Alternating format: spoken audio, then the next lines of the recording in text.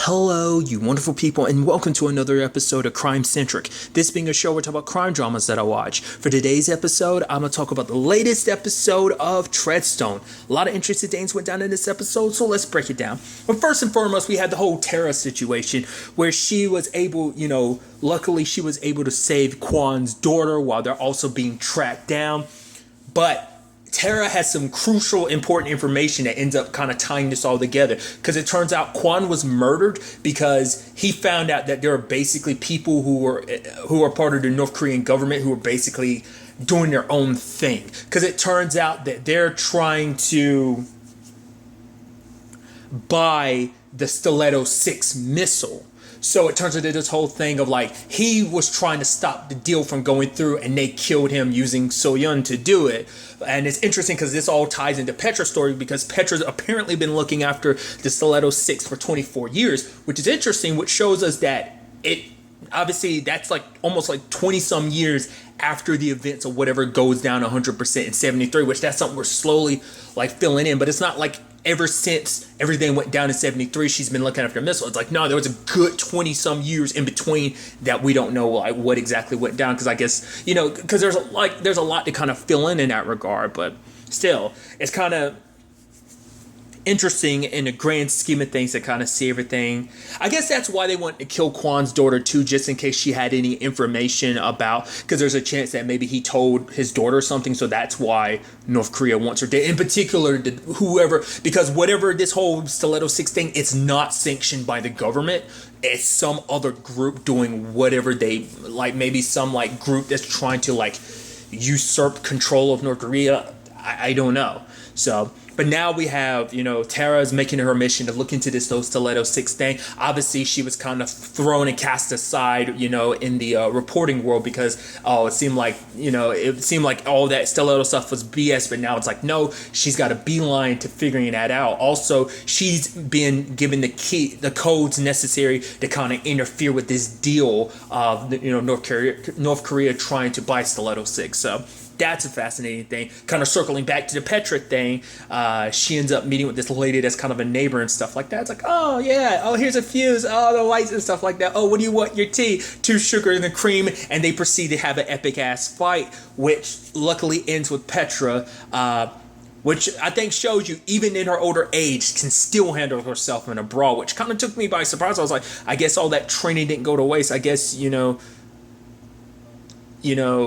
once a soldier, always a soldier, I guess. So that was pretty impressive. But it turns out it wasn't the guy that she talked to that did this. In fact, it was Yuri. And it's kind of what I brought up before. I figured as much that there'd be, because it's like she's a forgotten relic of a forgotten time. It's like, we sent you there looking after Stiletto 6 all that time. Yeah, sure, whatever. But the fact of the matter is we didn't really contact you because you're not necessary anymore. Maybe this has to deal with whatever's going down in 73. Maybe it's failures. Maybe all those failures got her this one job. It's like, get her out of the way. She's useless. She's not important.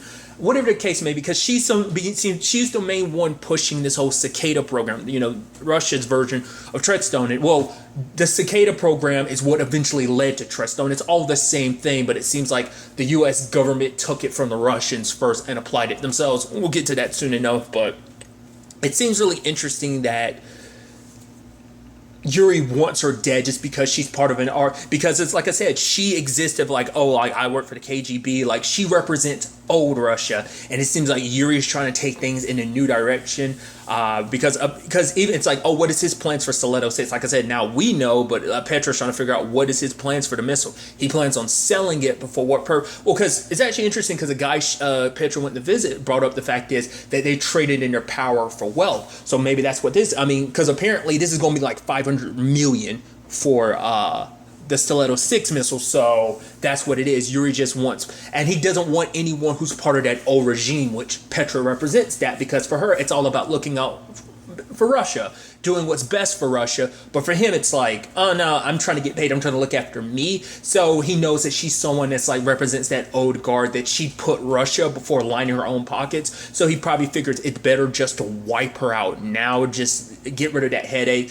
Plus, he probably doesn't want too many people that he doesn't really trust to know too much about the Stiletto 6 situation. So that's what I chalk it up to. So I'm curious, is that dude going to die? Because she did slice, I guess, maybe some arteries in his arm or something. He's bleeding a lot, but he could survive it. But, I mean, there's always a good chance that he dies, too. So there's that side of things. Then kind of circling back to this whole Korea angle is the whole Sooyeon, which I don't know whether it's like Soyeon or Sooyoon. I'm probably going to end up changing it every time I literally say it, but regardless.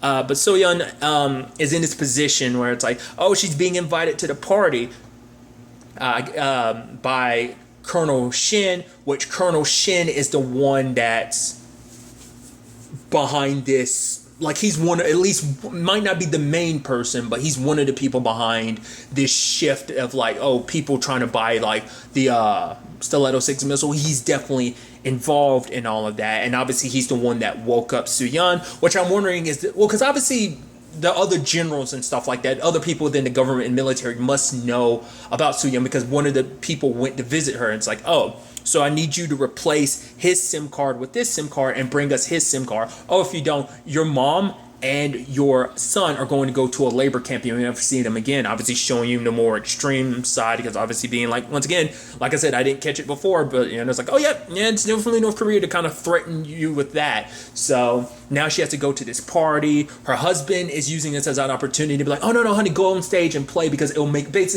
us look good. I want you to make me look good in front of my, employers and the people I work under and stuff like that. So obviously for her, it's like, oh, she told him from the beginning, it's like, oh yeah, I got to check on my son, but he's like, no. It's like, she's like, I got to pick up our son by midnight. She made that clear, but I think it's that situation of, you're the wife, you kind of have to listen to what I say. I'm not sure if that's how things really work in North Korea. I'd assume, because sadly in certain places it's kind of like the man kind of has more authority than the woman in certain cultures and in certain places in the world. I'm not saying that's 100%, but it definitely seems like it's a thing of like, she kind of has to do what he says. So he's like, no, go up stage and play. Like, oh, because he, like I said, he wants to make it seem like he's like, she's worried about your child. She's like, oh, I'm supposed to do this, but you're like, no, it'll be fine. Just play, because it's gonna make me look good. Which obviously her storming off like that probably not gonna make him look good, and he'll probably get pissed at her later and being like, oh, you embarrassed me, yada yada yada. It might turn into an ugly situation like that, but she kind of has to, or their son's going to get sent to a camp.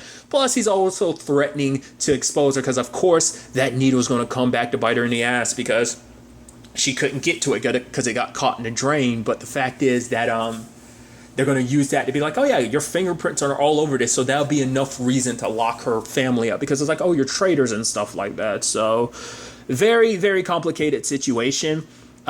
She falls in that category of, we're not 100% sure if she's fully awake or not, because it's something that Wells kind of goes into this episode. What's his first name? Martin? I want to say, but I know his last name was Wells. I think it's like Martin Wells. Whatever the case may be, the hypnotist dude kind of brought up the fact is of like, obviously the longer you're under, obviously the more of an issue pulling you out to do your job is. He even talks about the fact is it's not the perfect system of like making these people into assassins, because humans are very different from robots. Robots can be emotional, unattached and stuff like that. So trying to turn a person into a robot won't be the easiest thing, because obviously that's something buried in their subconscious, but people grow, they change, they love, they get a family of their own. So that shifts that control a little bit, it wanes it a little bit. So you see a bit of Sooyeon, it seems like she ended up having a family, so she has a son who means a lot to her.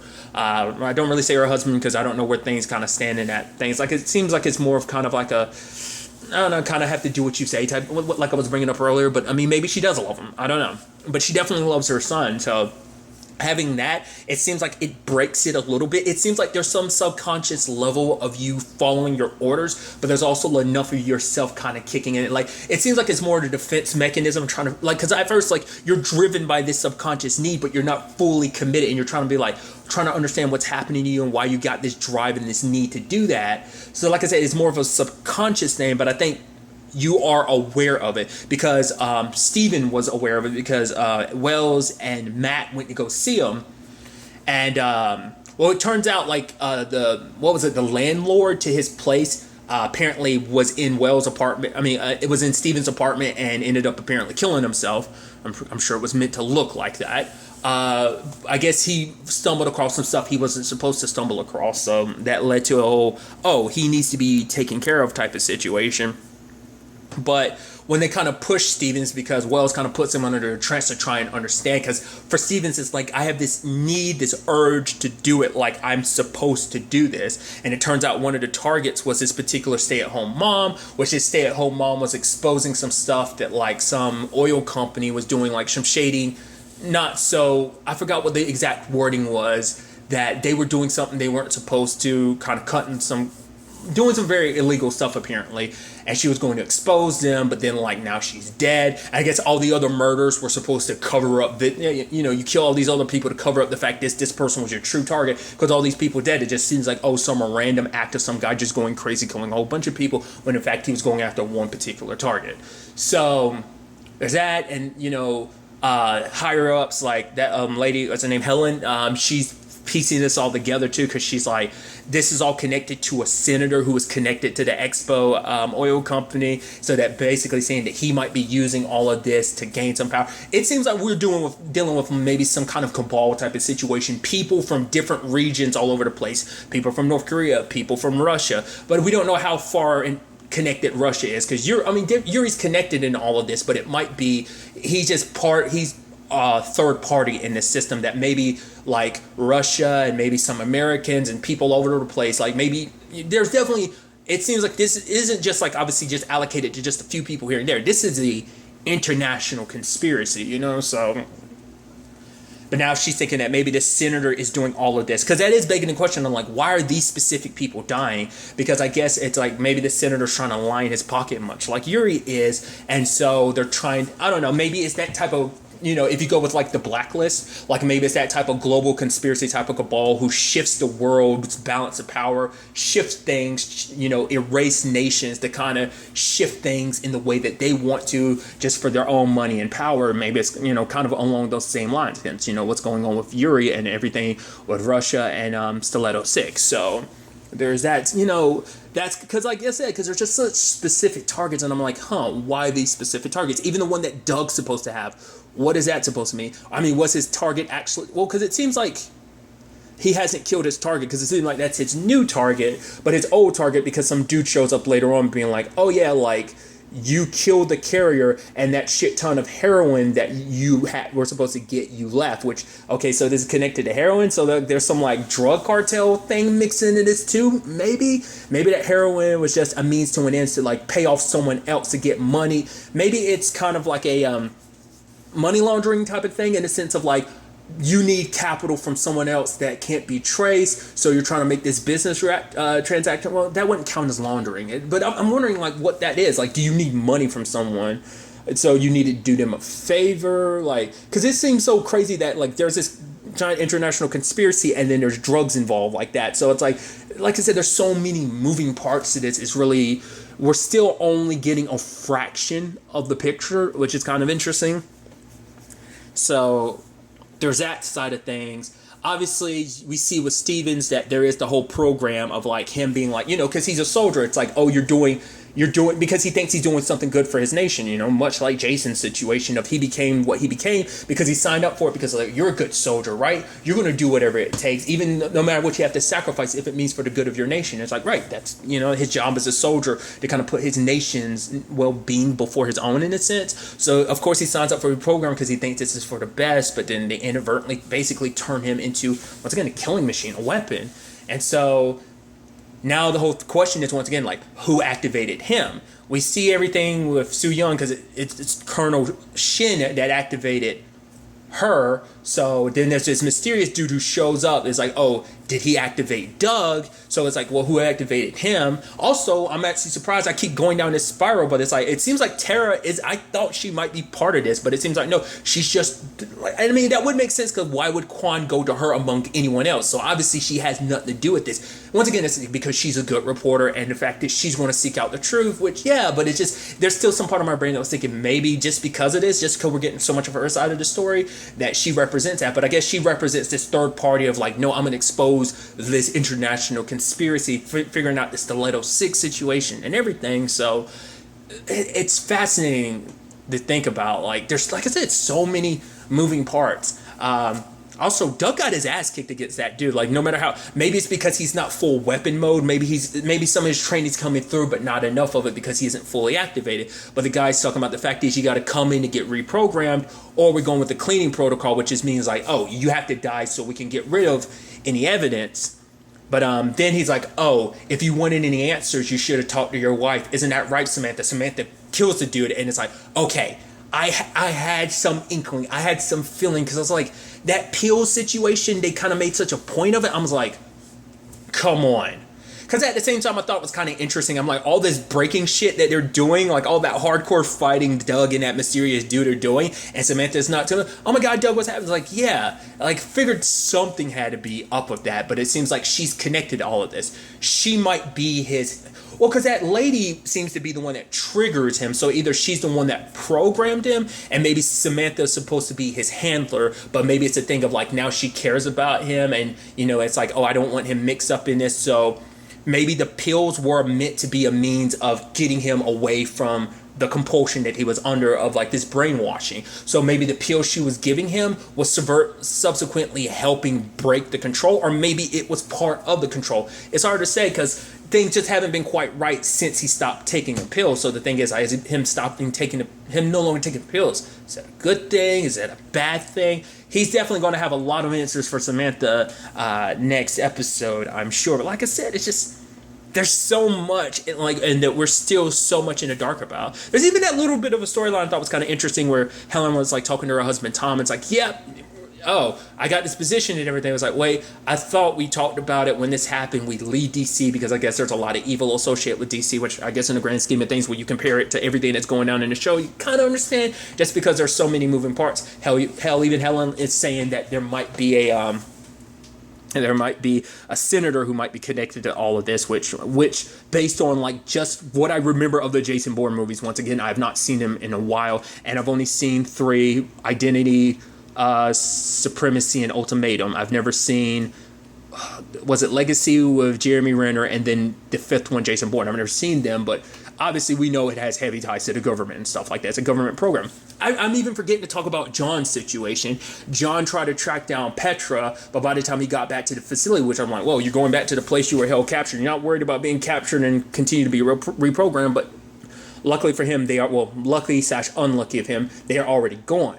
What was interesting, though, is he found Petra's watch, but we see later on inside of her apartment, she opens it up and inside of an egg, and it's like, oh, well, not an egg, but I forgot what you call those dolls. The dolls that, like, you open them and there's a smaller one inside, that thing.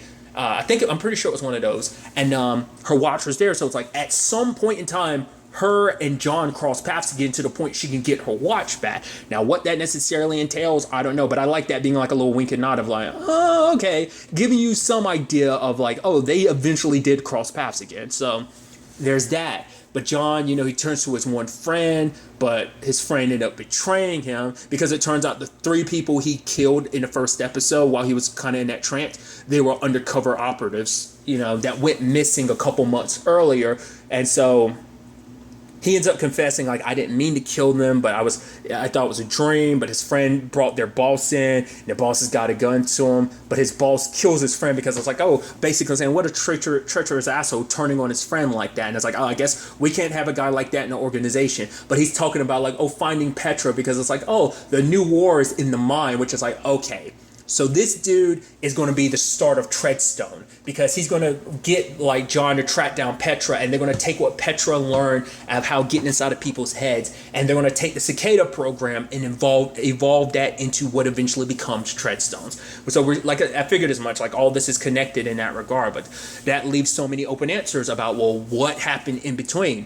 Like, obviously, we know Treadstone eventually finds its way to the U.S. government, but, like, what about John? Did they kill John because he was represented? Well, can we not trust him? Because, like, well, the Russians had him a part of the Cicada program, so we can't be too sure about, whether we can trust him, or is it he's a loose end that needs to be taken care of, much like Petra, a representation of something old, that no longer, I'm curious about that. Or maybe we'll find out later on that John has kind of like, he disappeared. Maybe he kind of did a Jason Bourne where it's like everyone thinks he's dead, but like, nope, he's actually still alive and well. Which, once again, I say that not having seen the 5th movie. Because I think if I remember correctly, that's how the 3rd movie ended, where everyone thought Jason was dead, but it's like, no, he's actually still alive type of thing. So, I don't know. So, there's that. That has to kind of be answered and dealt with. But there's also the whole situation of a new introduction to a new assassin, and in India, which kind of shows you once again the international angle, that there are operatives everywhere. But also the fact is they ended up killing, what was he? Oh yeah, he was like the heir to like the 2nd largest pharmacy company. So they wiped him out. So to what end? Once again, it has to be shifting the balance of money and power. Maybe someone else getting the opportunity to come and buy that pharmacy company. Once again, it doesn't seem like it's just one particular government. There's governments, and maybe not even full governments. There might be sections of governments kind of running their own thing. Like I said, some form of a cabal. So I'm very interested to see where all this goes, especially our introduction to our new assassin. We spent a little time with her this episode, but beyond that, like, where her story is going to take us. I think they were saying like I think it was saying she's going to Beijing next, if I remember correctly. So what that entails, we'll ultimately have to wait and see. But really, that's all I want to talk about. Until the next time we meet, be happy, be safe, live life to the fullest, and enjoy it. Good day and goodbye.